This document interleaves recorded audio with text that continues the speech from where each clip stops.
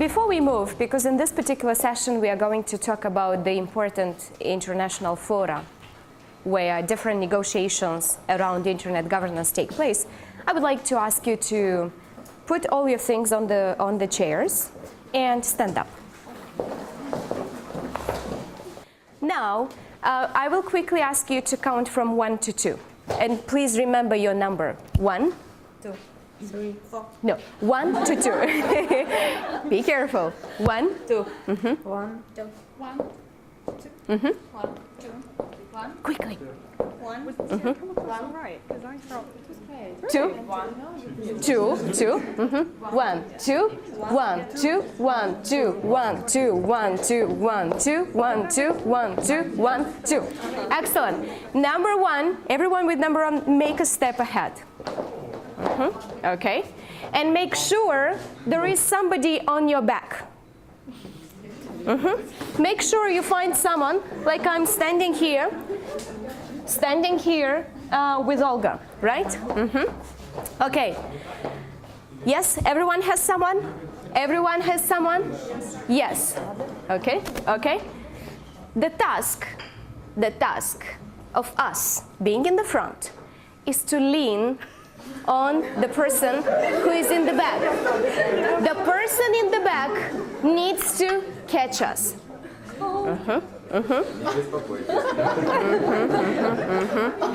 Let's start. 2, 3. Olga, ready?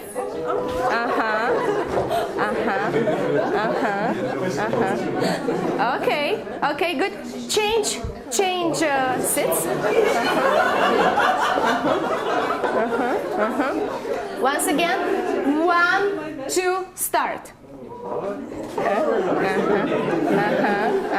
Thank you very much. Please take your seats. So I heard a number of words. While you were, in a way, leaning down, there were a number of words. There were a number of concerns that you were sharing, like, hey, are you able to hold me? Trust. Somebody said trust. Somebody said, like, do you have the strength, the physical capacity to hold me?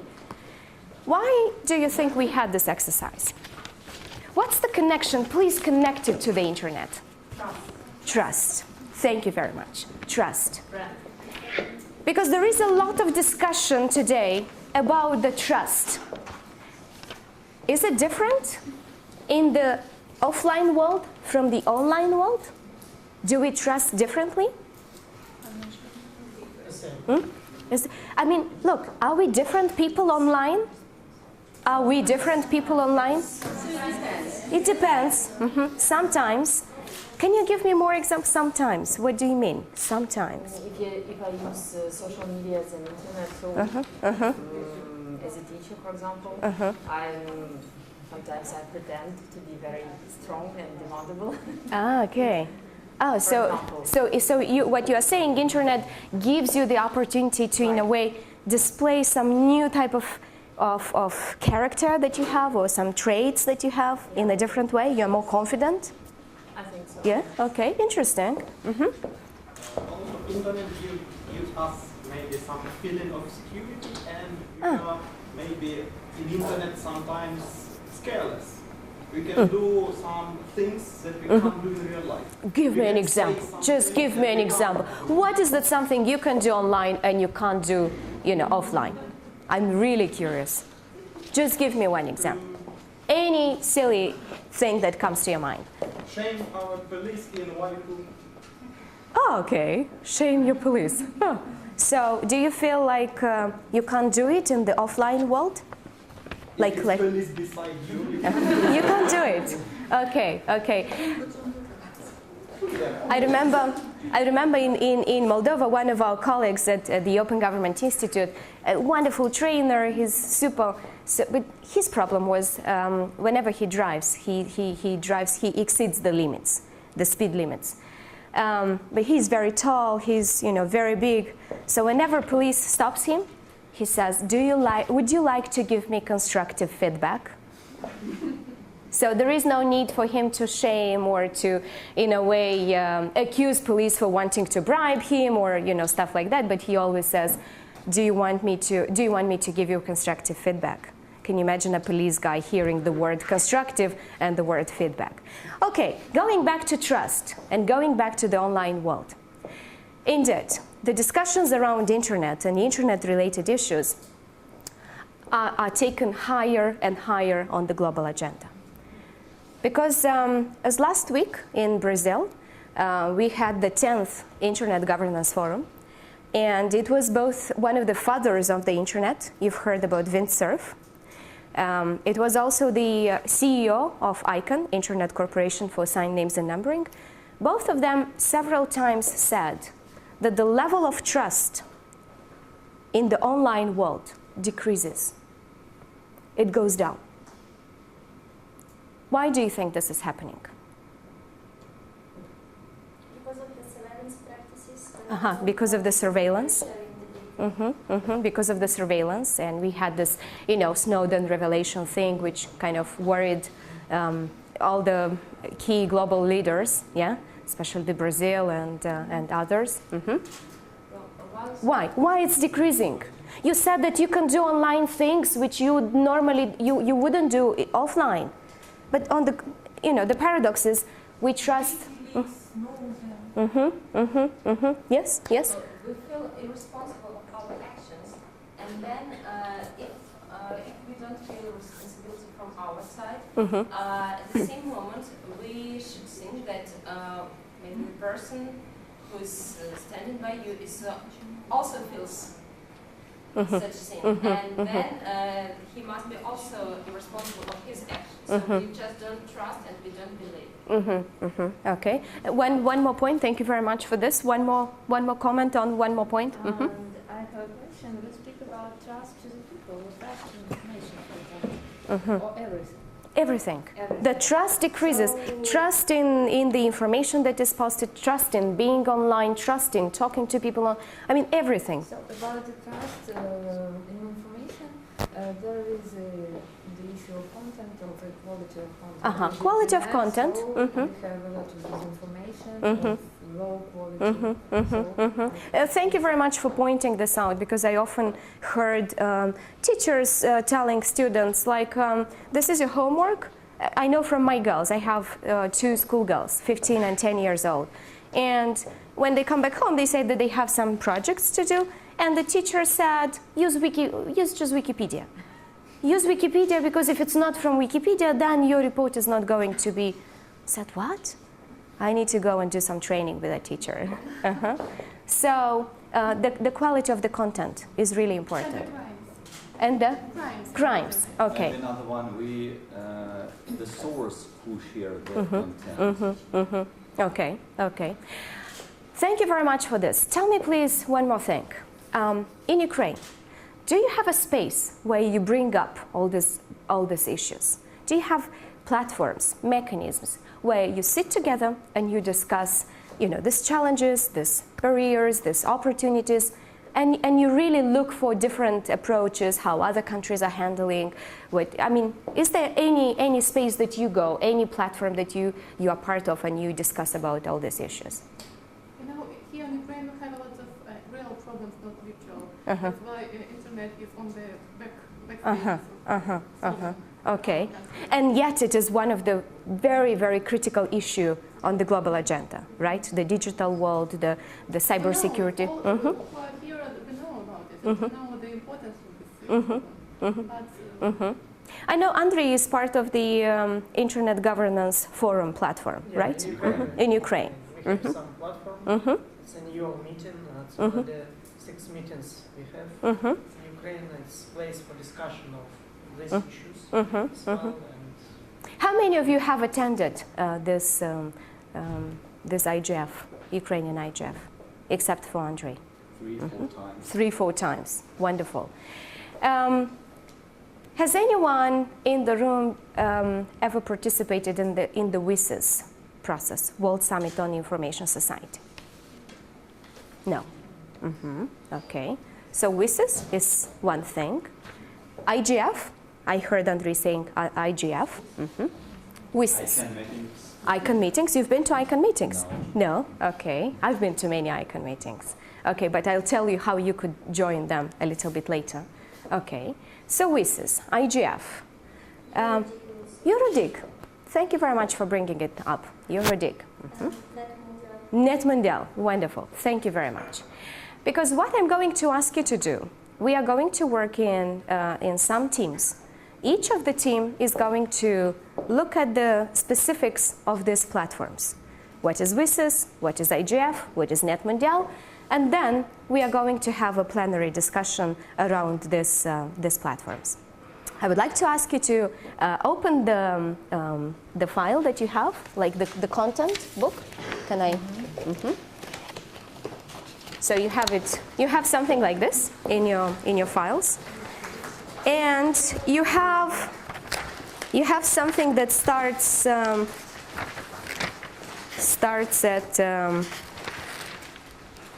just a second. Page 24. Open it, please, at page 24.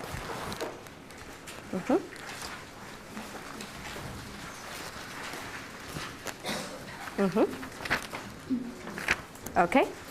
Yeah? You're ready? Yes? Now, what we are going to do is to split into a number of teams. And in teams, you are going to work for like maximum 7 minutes. Look at the information that is in your handbook, and then we are going to have a more comprehensive discussion. I would say that from, once again, your name? Hanna. From Hanna to Olena, we have the team. You can change your seats. We have, but immediately after I finish, you have the possibility to look into the IGF. What is IGF? What does it do? And your reflections on its value for Ukraine. From your name, please. Victoria. From Victoria to Vitaly. You will come together. You will look at NetMundial. What is this NetMundial all about? You, ladies here, look at what is EuroDIG. Find EuroDIG and look at what is EuroDIG and SEEDIG. There is from page 20. You'll find it. EuroDIG, yes. EuroDIG. There is some EuroDIG. You from can I see it? Bogdan to Ekaterina. You work on WSIS. What is World Summit on Information Society? Find it there, please. Have a scan of the text and have a short conversation. From Angelina to, let's see, to Victoria. Come together and look at the IGF. What is IGF? And come together as a group. Change seats. Ladies here, look into, let's quickly have, you are Council of Europe. Council of Europe and European Union. Come together.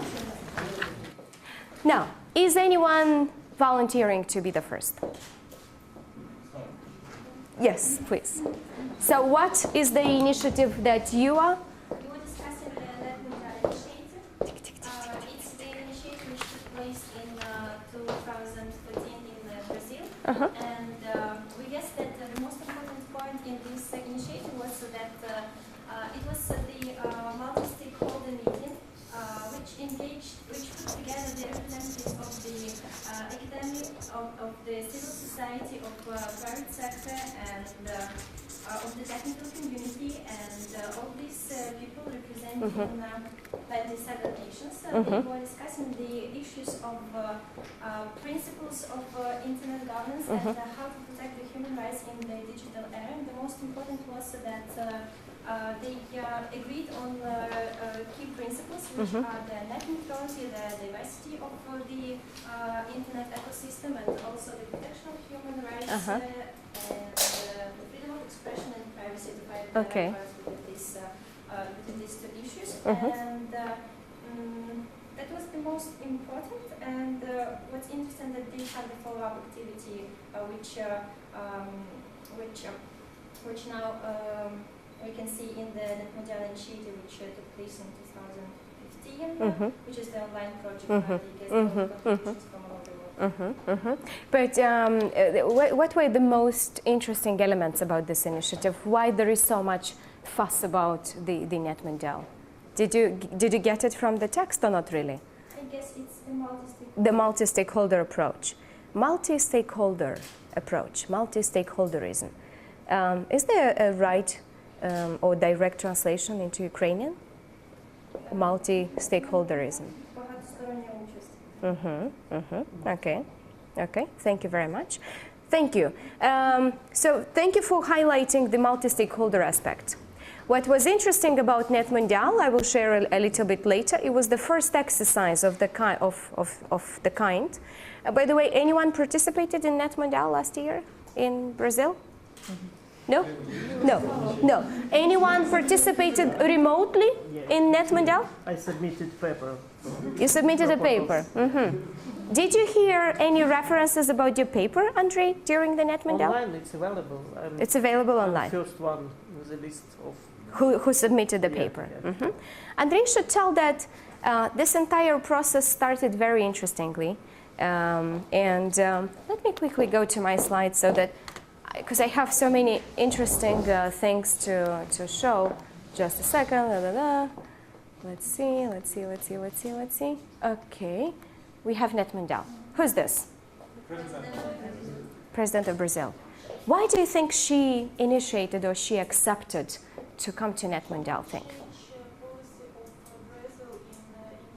Internet from the USA and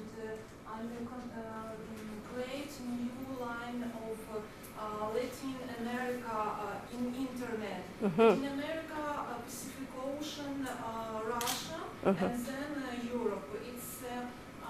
She decided after WikiLeaks and after the case of with Snowden. Snowden revelations. She was mad with Snowden revelations. She decided that there has to be anything put in place in order to, in a way, balance between the massive surveillance and, again, the protection of human rights online and so many other things. It happened in 2013 when she spoke during the ANGA event, and she said that there are two important principles related to internet freedom, security, and governance. In the absence of the right to privacy, there can be no true freedom of expression and opinion, and therefore no effective democracy. And we will talk about the way democracy is affected in the advent of technology tomorrow and the day after tomorrow. And another principle is that the right to safety and security of citizens in one country can never be guaranteed by violating the fundamental human rights of citizens of another country. Because this is and Monica will confirm, this is a cross-border issue which is very important and high on the agenda. She's sitting, anyone recognizing the person here? Who is this person? President of ICANN. President, the CEO of ICANN. This is a very nice guy. He's called Fadi Shehadi. Fadi Shehadi has been vital for ICANN, but we'll talk about ICANN in the afternoon. ICANN, which deals with the domain name system, like .md, .ua, .com, .biz, you know, all that stuff. ICANN decided to partner with President Dilma and to really come up with some innovative approach in terms of how to address the issues that are high on the agenda. What they did, they agreed to host a global multi-stakeholder meeting. It was in, as it was said, in Sao Paulo last year. And the interesting thing about NetMundial, Andrei was sharing that he submitted a paper. There was, just to understand the process, there were several stages in this exercise, which is why many find it innovative. There was the first stage, where you, as any, you are an expert, a usual user, you could submit your reflections, your recommendations, your thoughts about the roadmap for internet governance. How should internet governance evolve in the years to come? What are the aspects and so on and so forth? There was a committee that was, taking all those recommendations from online, and they produced a document. When the meeting took place in Sao Paulo, the idea was to fine-tune the document. Can you imagine? I mean, it looks like, what's going on? Why would you need this? But because there are, and sorry, your name? Olga. Olga said and mentioned the word multi-stakeholder, because there are so many stakeholders involved. Who decides on what are the key priorities that should be considered? Is it the government? Is it the private sector? Is it the civil society? Is it the user?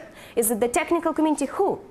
Which is why, imagine even producing a document took 2 full days of negotiations. And the way they worked, you would have different lines, you would have 4 microphones in the room, you would have a panel up on the stage, and you would have governments line up on the mic that said government and wait till their turn comes so that they would make recommendations on the draft of the document.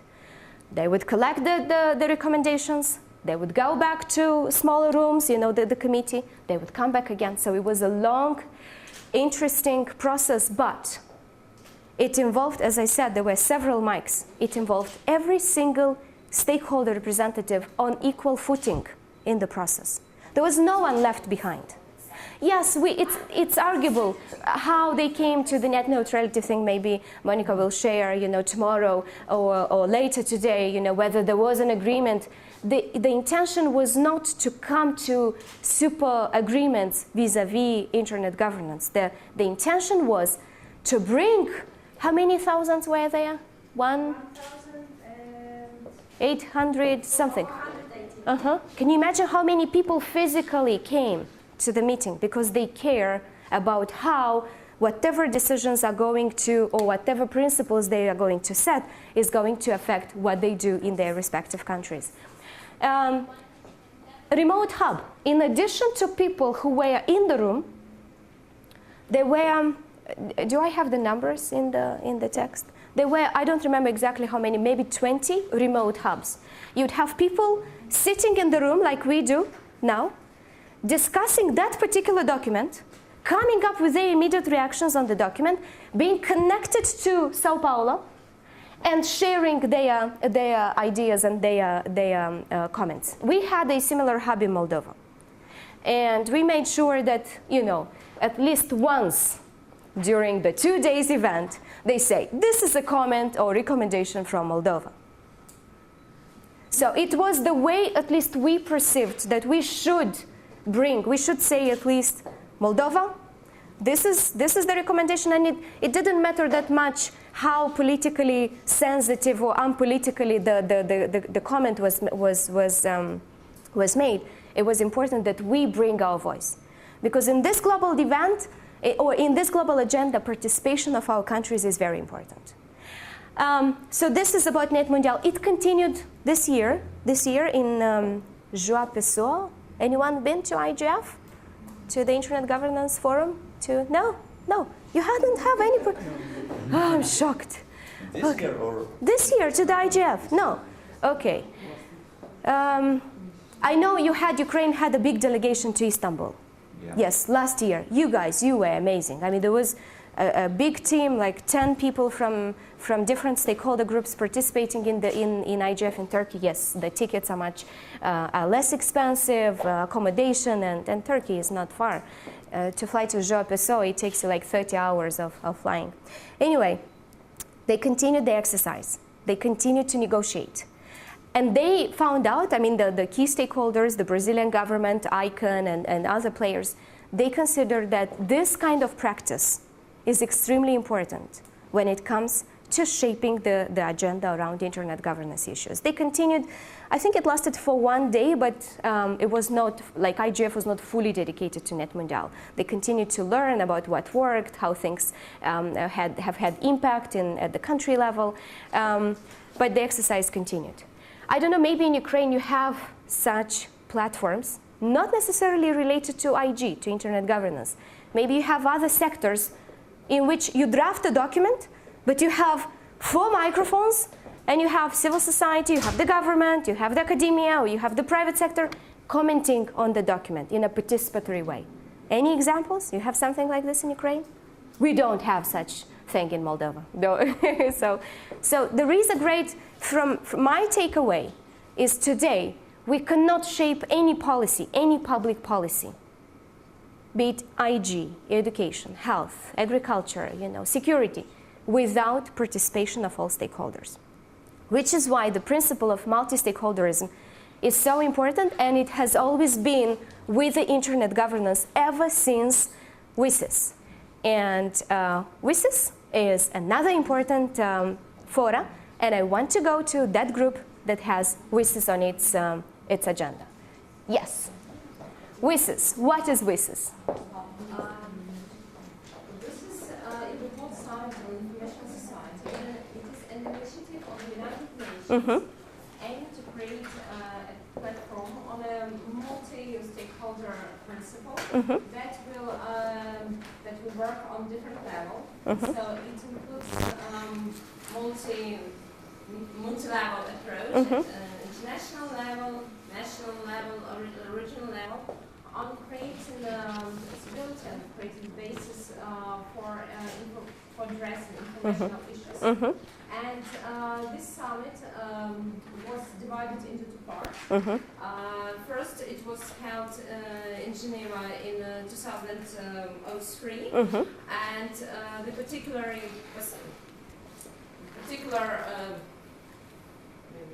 the peculiarity of this summit was that the reason to work and to create an universal society was made by the politicians. So this was the focal point. And the other part of this summit was held in 2005 in Tunisia. And particularly there, they decided to implement the decisions that were accepted during the first phase, and to find the practical solutions for implementing these steps. So these are. And one important thing about WSIS is the fact that the Tunis. It was that platform which said yes. We cannot address the internet governance just within the WSIS processes. We should create a fora that brings different stakeholders on a regular basis to share experiences, to share concerns, to share best practices, and this is the Internet Governance Forum. Anyone has been part of WSIS? No? Because WSIS, to participate in WSIS, you can actually join remotely, join online. I remember myself back to 2003, 2005, I was joining remotely from Moldova, listening and doing, just watching the discussions. And I remember it very well. It was the possibility to send in comments. And the best thing, of course, is when they say, oh, there is a comment from Moldova. I'm a patriot, so just excuse me for highlighting it so many times. So there was this opportunity. And today, there is a lot of discussion going on about WSIS Plus 10 agenda. I will share more details about how you could engage in the upcoming WSIS Plus 10 negotiations. I will send you the link and provide all the details. It will take place in December at the UN, and there is a lot of expectation in terms of what are going to be the results. But why WSIS? Why in 2003 do you think it was necessary to start discussing about the information society? Why? What was that something that happened? Anyone? Back to history? Why? Why was it necessary to convoke a World Summit on Information Society? Anything? Let me quickly take you to some of these slides that I have here. 2000, more than 1 billion of internet users. So at early 2000, we have seen a massive move into where the citizens started to interact.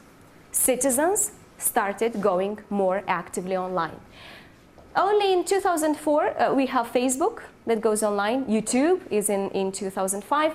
And it is in early 2000 when the issue of this conversion You will often hear it in the debate around IG. Conversion and the new forms of communication have started to generate social media and different interaction. And then policymakers said, hey, something is happening. Something is getting out of our control. We really need to see how we are handling these issues. Another interesting theory that I want to share with you is the evolution of our society. So that you anchor the internet developments in more societal kind of approaches. Alvin Toffler has an interesting theory of social transition, how the humanity evolved. And this is just how it happened. For many centuries, we've been in an agricultural era, feudalism, all this, you recall the history classes. Industrial era that lasted for more than 200 years, mass production, the intensive industrialization process. Unfortunately, the former Soviet states, we haven't really felt that industrialization on us that much, because it started much earlier. And then there is the information era. The information era that places the data and the information that is online. In the information age, we are jumping to new dimensions of development, where if some countries have oil, right? It's important to have oil. It's important to have. So data and information started to become the oil of this new century and the driver for change and the driver for society developments. Which is why, again, to be able to face the challenges that this new era brings in, it is important to have clear policies, standards, regulations. But the discussion was always about the margins. How far? Where are the limitations? How much openness? How to restrict? Who restricts? So there were these tons of questions that emerged once the internet brought in this new evolutionary processes in place. Which is why, just to give you a context, which is why it was so important to have WSIS in place. So as it was said, it was UN-sponsored World Summit. It was for the first time at the UN level when civil society representatives were invited to be part of the process. All the discussions before that moment at UN would take place only with representatives of the governments of the member states. So it was WSIS who brought in civil society representatives, people like me, like you, to be part of the debate. Do you think it's important for us to be part of the debate? You teach students. You work with the future generations. You need to develop their capacity to be able to be part of these discussions and to understand how these discussions are influencing the policies that are shaped here in Ukraine, regionally or globally. Am I right? Okay.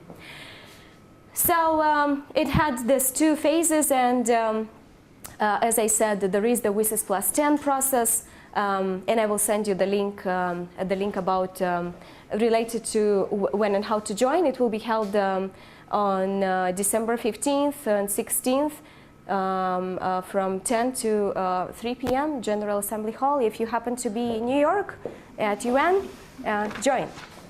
But I will send the link. It's indeed a very interesting process. And if you haven't had any opportunity to be at UN and any UNGA, United Nations General Assembly events, I can tell you from my experience, these are fantastic experiences that you really have to have. I will share details. You'll have all this information. Okay, we talk about WSIS. And WSIS was that platform that created this huge, big, IGF thing, internet governance. Who is an expert in internet governance? Yes, let's see. Very quick, what is it? That's right, what does it mean, IGF? As I understand, IGF, this is the platform that is a mandate from UN, and this is the platform that established after this two summits. These two summits. WSIS. WSIS. And actually, as I know, in one of this CIS summit, established Internet Governance Working Group that established the definition what does it mean Internet governance. We'll look into that. This is the important thing, and the people discuss that Internet governance. This is. Sorry for the tautology. It should to discuss, and we should to create this platform, and this platform called Internet Governance Forum that goes year to year. And as I understand, we have. 9th forum IGF, yes? 10. This year was the 10th one. This year was a very important one. 10th forum of IGF. And what important thing in IGF? Let me think. And why is it important? The authority to serve. Okay. This platform is a natural space for all actors and on an equal footing. And actually it was founded and operates on the principles of being bottom-up, transparent and inclusive.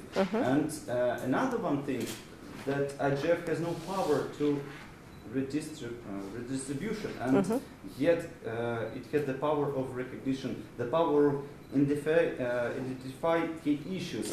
So there are 8 key issues.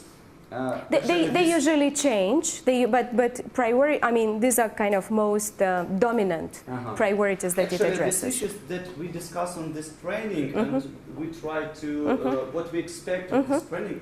Actually, these issues discussed in IGF platform. So this is the main platform who. Okay, everyone can go to this IGF forum and say something concerning what he think, how internet should to rise, to change in good way.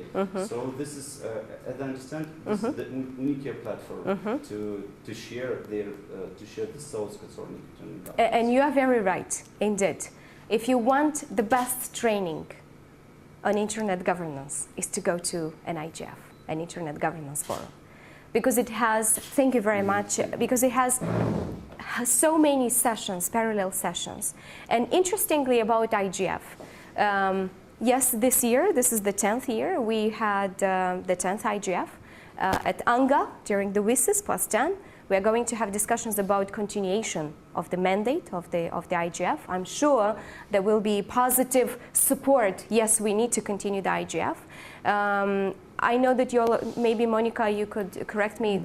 There was a decision by the European Parliament.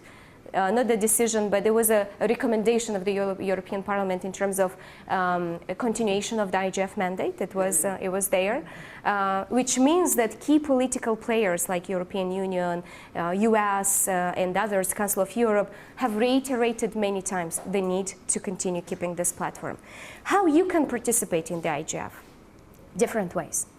Number one, if you want to organize a session during the IGF, there is an open process for submitting your session proposals. It's online, it's on the IGF site, and anyone can submit a session proposal. Next, MUG, Multi-Stakeholder Advisory Group. Unfortunately, you can't see it here very well, but it says République de Moldavie, which is Moldova. I sat on the Multi-Stakeholder Advisory Group of the IGF for the entire mandate. If you come to the IGF MAG, you stay there for 3 years if you are active and you are engaging. There is a call for MAG members, and any one of you with experience, expertise, can submit a letter of intention, can submit not a proposal, but an intention to join MAG. And there is a selection process at the UN level. And if you meet the requirements, you are invited to be on MAG. MAG is an interesting thing. It brings together 57 people from across the world, from different sectors. So we have civil society representatives, you have governments, you have technical community, academia, private sector. These 57 people, we discuss and design the priorities, the agenda of the Internet Governance Forum. As it was said, it's very transparent and open. Why? Because when we discuss in MUG, all is live streamed, anyone can watch us, anyone can hear, what is the government guy saying? What is this Veronica from Moldova saying about the sessions? And even when we select session proposals, workshop proposals, it's all live. You can come as an observer and sit in the back of the room and hear. There is a lot of lobbying going on. There is a lot of lobbying going on, especially if you have people sitting in the back. Russia is usually one of the most unbehaved lobbyists, because they come and they tell you, а можете проголосовать за наш workshop? Нет, не могу. Because it goes through a process, because there are criteria, and because if you don't bring any new novelty into the IGF, you are not going to get through. So there is a long working week of MUG that selects and that decides on the agenda. And this is really great, because if you are part of it, you can bring more voice from your country. You can push for more critical issues, and it's just great. So I will send you the details how you can join. I mean, you never know, really. But believe me, just among us, Ukraine is really wanted on these important committees. And different institutions and organizations will support. You have to be just more proactive and really try, apply, if not once, twice. If the mandate of the IGF will be extended for the next 10 years, 10 years, super. This is at least 3 MUGs that you could be a part of. So be proactive. The IGF also decided, the fora itself decided that why not have national platforms for discussions? How can we go to an IGF if there is no dialogue at the national level? Just to give you my example, in Moldova, I think for many years, I'm trying to set a national IGF platforms. But what do you think the government is telling me all the time? Why do you think the guy in the government tells me all the time, I want to organize an Internet Governance Forum or platform? What do you think they tell me? Oh, not interesting? No. Close, huh? No. Not now? Too expensive. Too expensive, but the problem is not in the money. Come on, you can have really cool events with very limited funding, believe me, if you know how to spend it wisely. It's not a matter of funding. It's not important? It's not important. They always tell me, we don't have problems with the internet. We never blocked anyone. We have one of the speediest internet in the world. We have Wi-Fi in parks. We have everything. Why would we do an Internet Governance Forum? Because we don't have a problem with internet governance. And I'm like, what? You don't have an IGF because you have a problem. You have an IGF because you don't want to have problems, right? You want to prevent the problems, and you want to provide every single stakeholder the opportunity to share and express concerns. So this is why the IGF and national IGFs are very important. We have some successful stories. We have some stories that we learn from. There are countries that are more successful in bringing, different stakeholders in the IGF debates at the national level. Some countries are learning, no one is perfect. This is a learning exercise. And when you hear someone criticizing, for example, how good or how bad Ukrainian platform is, don't listen to them. This is just a learning it's a learning process. We all learn, and we all have the opportunity to improve. So now that you know that there is a platform of this kind, be proactive, engage, join, because those sessions of your Ukrainian IGF are live streamed, and there are people out there watching. And there are people out there who look for very active people in the countries, who are then invited to the global fora, who are then invited to be part of different working groups. If you are not part of that debate, you will never get into the higher international fora. So be proactive. Don't wait that someone will knock on your back and say, hey, would you like to come to United Nations General Assembly WSIS +10 negotiations? Okay. At the European level, we have something called IGF. It's not a real IGF, it's EuroDIG. And I know that some of you in the room, you looked into what EuroDIG is. EuroDIG, we have two teams here. Yes, we'll have quickly a few points from there. And if our colleagues will miss covering all of them, you just add what's missing. Let's see, why EuroDIG? And what do we do at EuroDIG? EuroDIG is European Dialogue of Internet Governments. It was created in 2008 in the hour of big economic crisis, and I think it's one of the reasons for creation of this organization. It's a Sputnik organization, I think, of IGF to formulate, to accommodate, to localize the decision and the information of IGF in Europe. So the EuroDIG consists of different European organizations. They have members, organization, political, and what users are interested in informational politics, and especially in information politics in internet. So the two main reasons. First reason to highlight the special European position in internet governments, and second reason for creation is to localize them, to implement the information of IGS in Europe. So they have one meeting in July.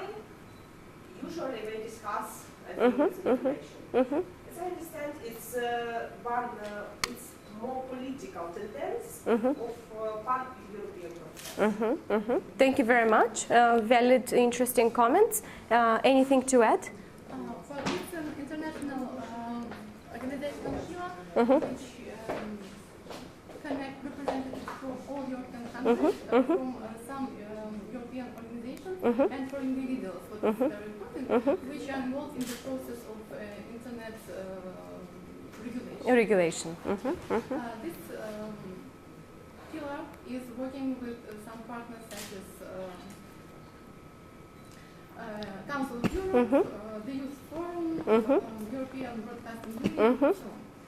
So the keywords, to make a long story short, the keywords speaking about this pillar or this organization is that they are open, they are working out the dialogue, and they are trying to combine European problems on the level of, not combine, to broadcast on the level of the European Union, European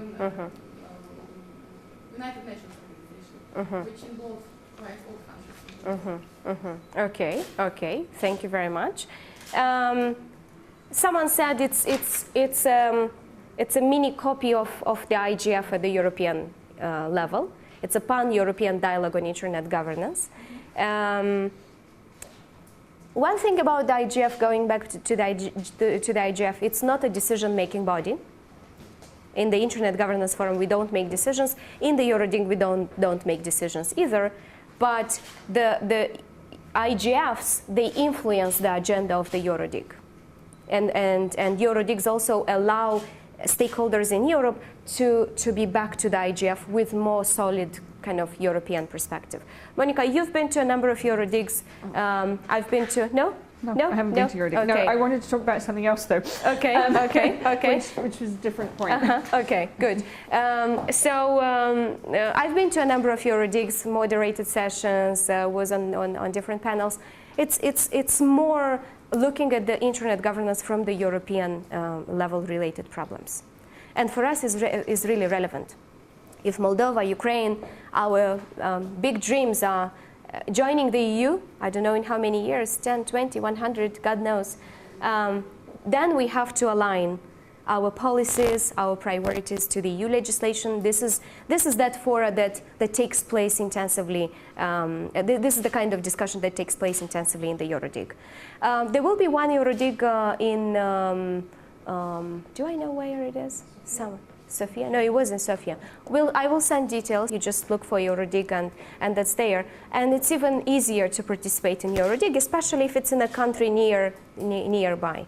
Invest in your development and in your professional knowledge and skills, and at least once go to one of the EuroDIGs because they take place in Europe. Maybe we could organize one EuroDIG in one of our countries. Why not? Ukraine or Moldova one day, and then bring it home. Who knows? It might be a new opportunity. And with EuroDIG is the same. You can submit a workshop proposal, and if you submit a workshop proposal, sometimes there is funding for you to, if the session is accepted, funding to go to the EuroDIG and to actually organize the session. So again, usually it's by end of December that you can submit a session. I will send you the details, and please be proactive and engage on that. So EuroDIG and SEEDIG is another platform. Anyone looked into SEEDIG? This is something particularly created very recently in June 2015 during Sofia EuroDIG to look into the Southeastern European dialogue on internet governance. It's like narrow it down a bit, because there were a lot of discussions like, come on, when countries like Moldova, like Ukraine, like Georgia, like Armenia, like Bulgaria come to this debate, we have our peculiarities, especially the former Soviet countries, which is why there was this idea to... So you could contribute to the SEEDIG 2016. There is a mailing list you can join. If you send the email address, they subscribe you to the mailing list. You receive all the information, all the news, and so on and so forth. And then you are part, you can join the organizational committee. There are different ways to engage. Again, if internet governance is at heart, if you really believe in and you have passion for this sector, for this field, you have to be part of these initiatives. I mean, there is no way you could be really up to date with the recent developments if you are not part of these initiatives. Tell me one thing. What did you notice? So we've covered like a number of important platforms. NetMundial. What is the other one? WSIS, WSIS, the IGF, EuroDIG and SEEDIG. What is common to all these platforms? What are the common words?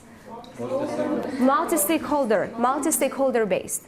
Somebody said open, transparent, bottom up, dialogue oriented, reaching out to rough consensus rather than to a negotiated consensus. So all these platforms, as you may already observe, they are based on bringing different stakeholders, different views, different perspectives on the issues of internet governance. But in the end, we started this training and we started the discussion and we are working in teams and, but what's internet governance? What's internet governance? Why are we talking about internet governance? Something I would like to ask you to think for a while. Sorry, I have to jump from some slides to another slide. I would like to ask you to draw this chart in your notebook. Open your notebook. It's a T chart. And do it exactly like it is on the screen.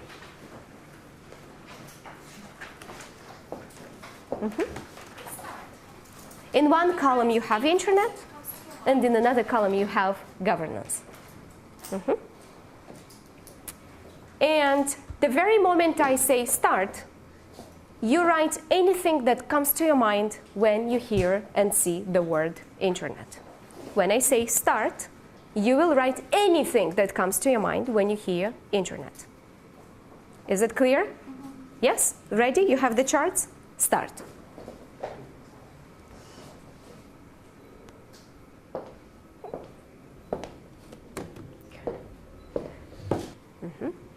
Can I kindly ask you to stretch your back at least? Lean on the chair. Lean like this. Excellent. Especially the shoulders. Okay, good. You have keep sitting like this. Take your notebooks in front of you. Take your notebooks in front of you. And you have the second column, governance. When I say start, write anything that comes to your mind when you see governance, but sitting in the position you sit right now. Please, start.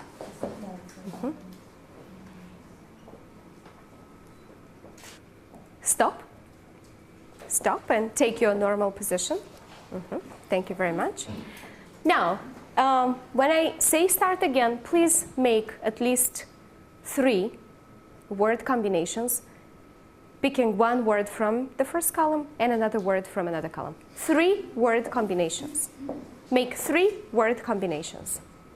Anything that can be combined. So you have one word from here, one from there, and make a word combination. Is it clear? Yes? Start. If you have 3, that's fine. Minimum 2. 3 is good.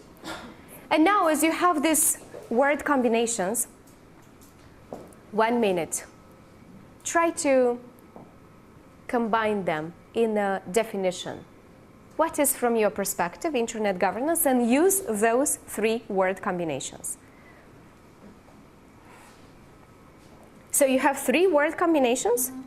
Make a definition of internet governance in which you have obligatory these 3 word combinations.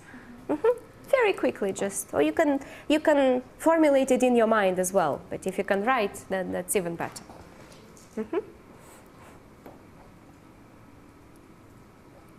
Like internet governance is da da da, and you use the word combinations.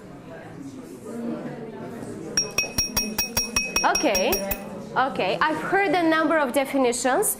I just want to quickly pick one from each of the teams. Immediately, it doesn't really matter who reads out, just the first one, quickly. Any of, like the one who dares to be the first. Sorry.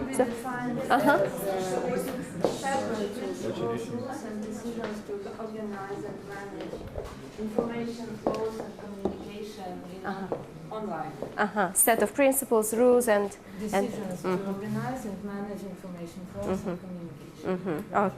Okay. Where is this based only on 3 word combinations? Okay. Thank you very much. This team here. Anyone? General principles of regulation of access to information via internet. Okay. Good. Thank you. That team. Anyone really? Come on. Okay, I can start with my collective. Yes. Okay. What's internet governance? This is the mechanism that creates policies, technical tools for some procedures, and good procedures. And another quite good definition my colleague wrote. I have come up with the following one. So, internet governance, it's controlling information, supervising communication, and regulating entertainment. Ooh. So this was Okay. the But that's okay. I mean this is and this is the end user perspective, right? This is the user perspective. Okay, this is how you perceive it. Monica will comment on that in a while. Thank you very much. Okay. We consider the internet governance to be a set of processes intended to provide administration of information, regulation of local links, and organization of users. Okay. Thank you very much. And one. Internet governance is a global policy in the field of internet regulation, and that connect with our relation between different multi-stakeholders, and how they can use IP, DNS, and connect lines of internet and technical movement, and that's why it's a policy of world and national governments how can use internet and legal issue of such movement. 3 word combinations. Okay. Different perspectives. Thank you very much. If you would ask me which one is the right definition, is there an answer? Because there are different perspectives and there are different angles you look at the process. Why does the summit, the WSIS thing back in 2005, came up to this definition? Because there had to be an agreement among the key stakeholders about what's internet governance is the development and application by governments, the private sector, and the civil society in their respective roles and capacities of shared principles, norms, rules, decision-making procedures, and programs that shape the evolution and the use of the internet. So this is the definition of the internet governance that is a guiding a definition for the key stakeholders engaged in this debate. I heard the word multi-stakeholderism so many times. Why multi-stakeholderism is important from your perspective? What would happen? Why not? It reflects all information society. Because the government can implement. Can use the censorship. Because if it's this is their interest to control the space. The private sector, we as users are not interested in such a censorship, so we want to have some space of freedom for expression, for sharing some information, news, etc., etc. So to have such development of society, social development. So if we have only government, there will be their interest. If we have only private sector, there will be business interest. Business driven. So Okay, okay. Very valid, because indeed, internet, is it something that belongs to the governments? No. Is it something that belongs only to the private sector? No. Is it something that belongs to the civil society? It belongs to everyone. And because it belongs to everyone, everyone has to be part of the decision-making process, which is why we have a multi-stakeholder approach. Multi-stakeholderism, it goes back to the theory of stakeholderism. This is back to early 90s. A stakeholder is any group or individual who can affect or is affected by the achievement of a company, because this idea and theory of stakeholderism appeared in the private sector, but it was adjusted to the other sectors as well. It was the ILO, International Labour Organization, that in 1919 set a model for tripartite representation in the decision-making processes, which was the government, the employers, and the unions. So it was this type of institutions that applied, in a way, the multi-stakeholder perspective, but still, what we have today is built on this model as well. The principle of multi-stakeholderism has been embedded in the IGF ever since 2006, when we had the first IGF, and this is the way it works today. The multi-stakeholder approach is at the core of the global debate around internet governance. The intention is to keep it like this, because if you want internet to be open, safe, and accessible for all, as my 15-year-old daughter said during the closing ceremony of the IGF last year in Turkey. She was a young kind of youth representative on the stage at the closing ceremony. So she said, if you want the internet to be open, safe, and accessible for all, then it has to be based on a multi-stakeholder principles, multi-stakeholder approaches, and bringing the voice of everyone, including of the youth, including of the young generation. This year we had in the IGF in Brazil, we had a huge delegation of youth. There is an interesting project related to youth. Again, something for you to think in Ukraine. Bring this agenda of internet governance to the young generation, to the students, to the high school students, and make them aware about things related to the policy debates around internet governance. Monica, I'm to you. You want me to next talk about something? Yeah. Very few, because we missed looking into some important players, and I'm just wondering, maybe we keep. We're going to do that in the next session. We will do it in the next session. We're going to pick up in the next session. But few comments on some of the definitions that you've heard. Yes. Again, from the perspective of you being such a passionate promoter of the human rights. I'm just getting my notes of the definitions.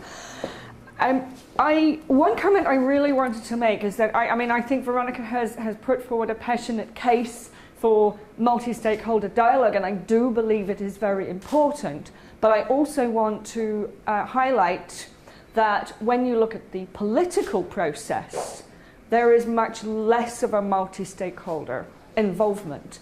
In many cases, the political process is governments discussing with the big private sector actors, that is the large multinational corporations.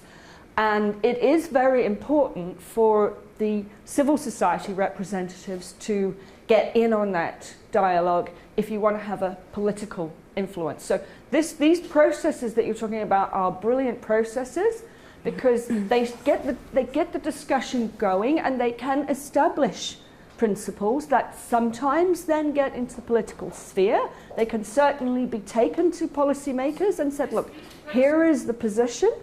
And that is a very, very good thing. But when you look at the political processes, it is rather different. And I did just want to give one example where civil society did get involved in the political process and did have influence, and that is actually in the European Parliament. When I first went to a seminar in the European Parliament, it was 2008, and this was on copyright. And there was no civil society involved in that discussion. I sat next to one activist from a French group called La Quadrature du Net. He was the only member of civil society who was there, and he was not allowed to speak. In fact, in that particular seminar, which it was run by the entertainment industry lobbyists, and in particular some copyright music collecting society lobbyists. And even the internet industries and the telecoms industries were allowed a very minimal amount of speech. Each speaker they were only allowed to speak from the floor, and the speakers from the floor got 3 minutes. And the guy who represented the big telecoms companies like Deutsche Telekom was told at the end of 3 minutes to shut up, and he ended up walking out. So that was a seminar in 2008. Now, by 2012, that situation had completely changed. And this came through two particular policy initiatives that went through the Parliament. One of those was the EU telecoms package, and where the issue of copyright cropped up. And there was major civil society lobbying on that.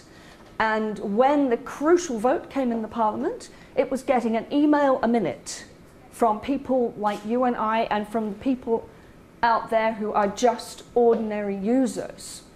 And I can tell you, an email a minute into a parliament makes a big difference, because the MPs, or the MEPs in this case, start to take notice. They have to say, what is this telecoms package? What is this thing all about? Which way should I vote? And these emails did influence that vote. The second big one you might have heard of was something called ACTA, Anti-Counterfeiting Trade Agreement, and the issue again of copyright. And there was more than emails going on. There were people in the streets in many countries of Europe. In Poland, they filled shopping streets with people marching against this thing called ACTA. That got the European policymakers really worried, because the last thing they want is people marching in the streets, especially about a copyright law. They really felt quite frightened about that. And that changed the politics inside the European Parliament. And the vote, in fact, was to reject this thing called the ACTA. Now, what I was going to say is, remember I started this by saying I went to a seminar and there was one civil society activist who was not allowed to speak. By the time all this other stuff had happened, that one civil society activist was sitting there with a whole group of people around him from a number of civil society advocacy groups. So people like, you may have heard of European Digital Rights, EuroDIG, as its shortened form, Bits of Freedom, which is the Dutch one, the Open Rights Group is the UK group, Digitale Gesellschaft is the German one. So there's a whole bunch now of these civil society activist groups who go into the European Parliament and state their case. And I think this is one instance where there is some kind of multi-stakeholder dialogue at the political level where the really crucial decisions are being taken. And if you want to know more about that, please come and see me in the break, or I can do a small advertisement for my books, which do, which do tell these stories in full. So that was the comment, that was the general comment I was going to make. The other one, I wanted to just comment on a couple of ones, because one lady here talked about controlling information and regulating entertainment. As you can imagine, that is dear to my heart, because that is about copyright in one case. I'd be interested to know your views after we've done tomorrow, because we're going to talk tomorrow about copyright and about how the entertainment industries do want to control the information flows, and in particular by techniques like blocking websites. So tomorrow, maybe at the end of the day, I will come back to you and ask if you still want to control, if you still think it's about controlling. And I think there are, somebody else talked also about regulating and managing information flows. Perhaps we'll come back to, is it you, I think, as well? Yeah, perhaps we'll come back to you again as well and see whether you still want to do that, and in what ways you would choose to do that, and what kinds of accountability you think there should be. Because the way I've presented it earlier, the internet is designed to have no central point of control, but we also know that it is somehow possible to put controls on that. And the question is, how do you do it, and how do you manage that? I think my final comment here is there are a number of people who said internet governance is about a set of processes. I think certainly that is where it is. It is about the processes for how you perhaps attempt to manage this great big system that doesn't have any central points of control. What you need are processes and shared norms and values. And all of these discussion forums that Veronica has very passionately advocated for are about deciding where these norms, what these shared norms and values should be. And therefore that is a very important process, because you can then go into the political sphere and say to your politicians, this is what we think the norms and values here should be, and this is what we would like you to put into the law. I think I'll stop there. Yeah, thank you very much, Monica. Thank you very much for this valuable reflections. Unfortunately, the session is over. Fortunately, lunch is right here. We've got we have to be back in like 45 minutes, maximum 1 hour, so that we are really on time.